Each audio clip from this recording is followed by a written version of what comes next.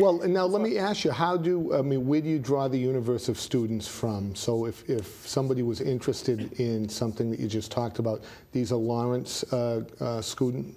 They do have to be Lawrence residents. Lawrence residents. Though we do end up having students that say are part of the Essex Agricultural Technical School. Yes, naturally. So, but you know, certainly it's amazing. I think that there are so many youth looking for opportunities and programming and employment that it is an easy thing to find youth.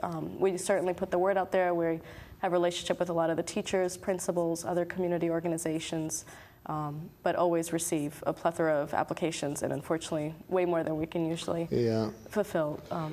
It's one of the things too. I know it's not really on the schedule to talk about, but I know that last year there was, through federal stimulus dollars, some increased opportunity for disadvantaged youth through the WIB program. But I guess the point here is that, particularly in these economic times, summertime employment, because of cutbacks, is not what it used to be, even outside the areas that you and I are talking about now. What do you find about that? I know that we're talking about program-specific things here, but if kids don't have anything to do in the summer and there are no gainful employment opportunities for them.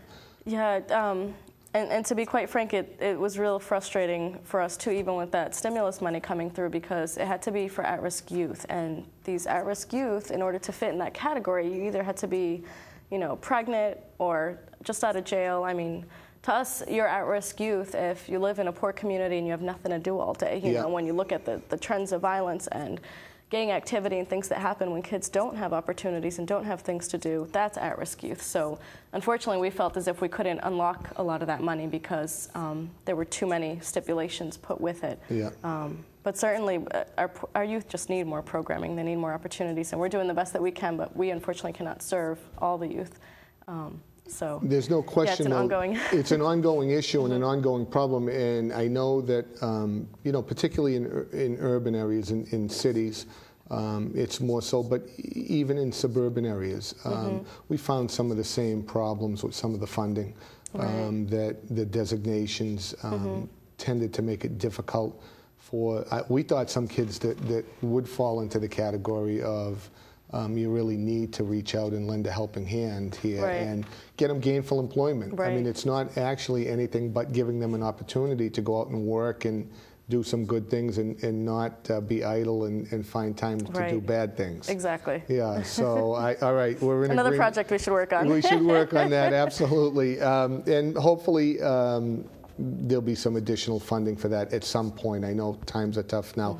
Even our own city summer employment program, which managed to pick up not a whole bunch, but some small portion of Methuen kids to do work in DPW or in our parks and recreation, has been cut back, obviously because of funding difficulties, and we see even that creates a problem. Let me just talk about funding for a second.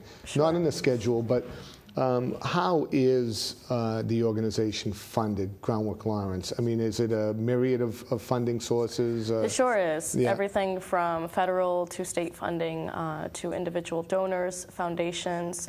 We receive some corporate support.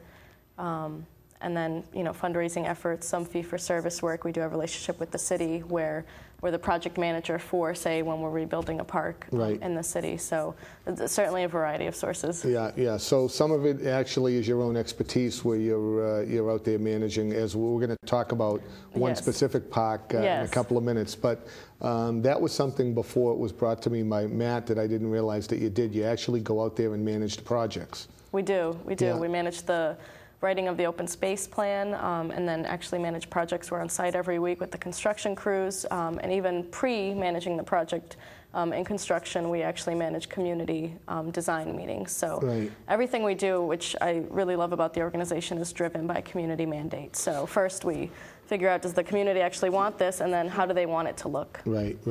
Let me ask you this, how many people roughly work for the organization?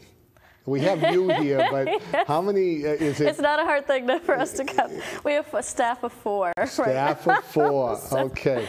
A very small staff doing a whole lot. Yeah, I can imagine that staff of 4 with that itinerary is quite busy. Yes, yeah. And certainly we do everything in partnership-based organizations. So in partnership with other nonprofit organizations, with businesses, with the local government, with city residents. So right. we don't do it alone, certainly. Yeah. But there's 4 full-time staff. Wow, that is quite a workload for 4 full-time staffers. It sure is. Well, and I know with you, one of them, you do the work of 5, so that's okay.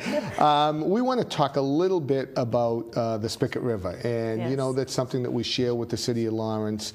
And I understand that you have a very successful Spicket River Greenway revitalization project underway. What is the deal with that?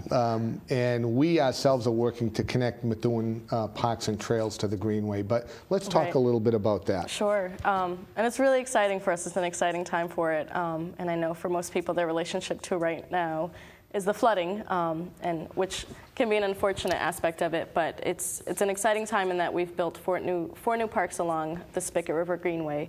And the Greenway is something that we envision essentially what we call our Emerald Bracelet, so that it would be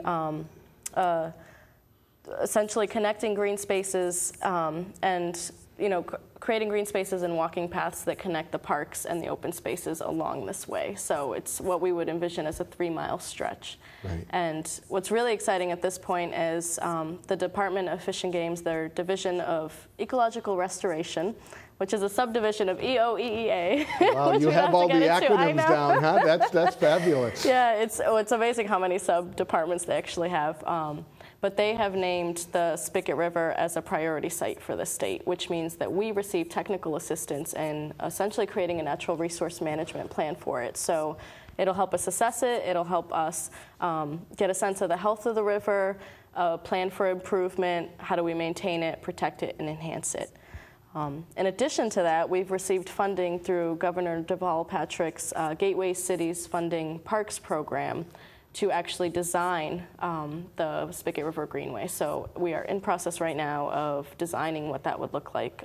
So what we kept envisioning is actually becoming a reality. It's really exciting. So that is quite really exciting. Connecting our section in Lawrence of the Spicket River is about 2.5 miles, but connecting the parks on either edge and open green spaces and paths would be about a 3-mile stretch that bumps right into Methuen. So I think thinking about collaborative efforts, regional efforts to increase that path would be amazing and a benefit for our whole region.